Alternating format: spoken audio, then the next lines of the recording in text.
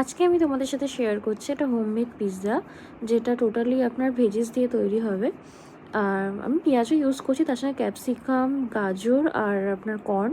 প্রথমে আমি ভেজিসগুলোকে সেদ্ধ করে নিচ্ছি, কারণ হচ্ছে আমাদের বাড়িতে অত কাঁচা সবজি খেতে পছন্দ করে না, তাই জন্যই করেছি। আপনারা টোটালি এমনিও দিতে পারেন। তারপরে আমি ডোটা পুরো কমপ্লিট তৈরি করে ইস্ট দিয়ে, তারপর সেটাকে একটু কাঁটা চামচ দিয়ে আপনার করে আপনার, তারপর পিৎজা সস, তার উপর আমি একটু চিজ দিয়ে দিলাম, মোজারেলা চিজ। আর আপনি স্লাইড চিজও ইউজ করতে পারেন। এবার ভেজিসগুলো দিয়ে দেওয়ার পর সব কিছু কমপ্লিট হওয়ার পর পাশাপাশি একটু বাটার লাগিয়ে নিলাম। এবার লাগিয়ে দিয়ে আমি মাইক্রোওয়েভে দিয়ে দেবো 20 মিনিটের জন্য কনভেকশন মোডে। এবার টোটালি পিৎজাটা তৈরি হয়ে রেডি।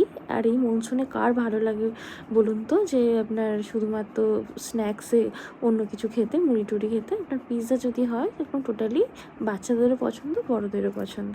খুব এনজয় করেছি। ভিডিওটা কেমন লাগলো জানাবেন।